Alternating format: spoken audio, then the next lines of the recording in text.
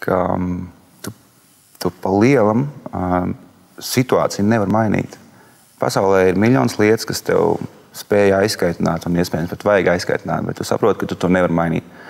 Vienīgais, ko tu vari darīt, turēt dusmu sevi iekšā par to, ka tā tas notiek.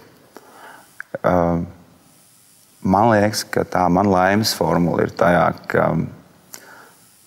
es esmu iemācījies mainīt attieksmi pret lietām, kas man nepatīk, kas atrodas ārpusē. Ja nevaru kaut ko mainīt ārpusē, tad mainu savu attieksmi pret notiekošo. Kopš es to praktizēju, man pavisam viegli jebkurā situācijā joprojām sevi uzfrišināt un noturēt priecīgu, pat laimīgu, ja tu spēji saprast, ka patiesībā tā lieta tev nemaz uz tevi neatietās un nav tev risinājuma. Man liekas, ka tas palīdz veidot tādu harmoniju tev ar vidi, kurā tu esi iemests.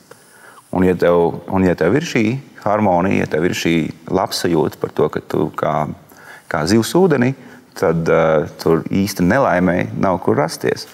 Tad tas man tā strādā.